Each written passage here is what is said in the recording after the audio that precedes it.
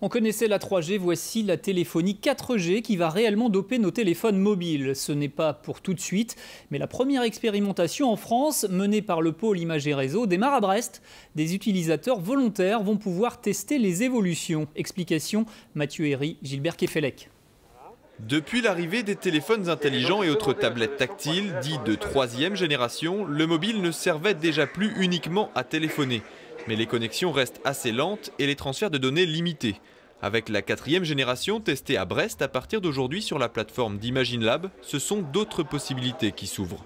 On a ici en haut un dongle qui permet de capter ce réseau 4G comme on peut l'avoir à travers un réseau 3G, ce qu'on a dans les réseaux commerciaux actuels. La différence, c'est qu'ici on passe de la vidéo très haute définition, comme on pourrait l'avoir sur de la TNT, mais tout ça à partir d'un réseau mobile. Donc ici on l'a sur un grand écran, on pourrait imaginer plus tard avoir ça sur une tablette, sur un smartphone, etc. Techniquement, la 4G reste assez proche du réseau actuel, avec des antennes déployées en hauteur pour couvrir un maximum d'utilisateurs. À Brest, seule une partie de la ville est arrosée par les 4 antennes de test. Les volontaires qui vont bientôt être recrutés pour tester les applications mises au point au fur et à mesure pourront notamment constater les avancées en matière de jeux vidéo. Concrètement, si on regarde, on a une comparaison entre 3G et 4G. En 3G aujourd'hui, ce qu'on a là qui est présenté, c'est injouable. C'est-à-dire on va avoir des moments où ça va se bloquer et on va perdre le fil du jeu. Alors qu'en 4G, on va avoir une fluidité parfaite qui permet vraiment de suivre le jeu et d'être vraiment complètement immergé dans l'univers. Fluidité, réponse en temps réel ou presque, ces nouvelles qualités devraient aussi être accessibles en mouvement, comme dans cette voiture connectée. Le véhicule utilise la 4G brestoise pour combiner fonctionnalités de divertissement et applications de sécurité et de navigation disponibles sur les différents écrans de la voiture. Alors nous allons tenter une expérience justement, joindre Michel Courriou, responsable développement au pôle Images et Réseaux via la 4G. Michel Courriou, vous travaillez pour Imagine Lab, ce laboratoire de la 4G. On vous retrouve dans une voiture justement grâce à une connexion 4G. Alors tout le monde n'a pas votre équipement, mais qu'est-ce que la 4G à terme va nous offrir? On attend les questions.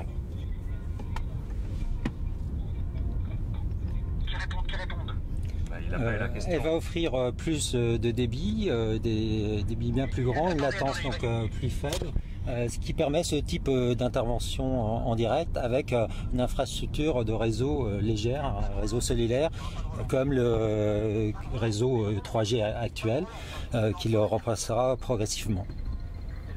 Alors, il y a un petit décalage, je l'explique pour nos téléspectateurs, mais tout cela s'améliorera. En France, les premières licences ont été achetées par les opérateurs qui devraient émettre à partir de début 2013. D'ici là, reste-t-il beaucoup de mises au point ?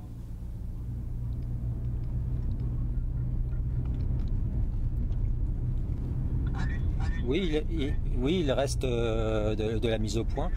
Nous avons une année pour expérimenter les nouveaux produits et les services, et c'est justement le rôle d'Imagine Lab que les entreprises viennent sur cette plateforme expérimenter avec les technologies mises en œuvre, mais aussi donc avec de vrais utilisateurs qui, comme il a été dit sur le reportage, seront recrutés dans les semaines qui viennent.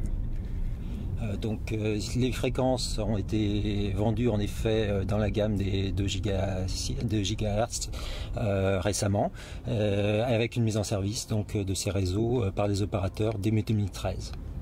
La liaison est très stable. Une toute dernière question très courte. Est-ce que la Bretagne est particulièrement en pointe sur ces technologies ?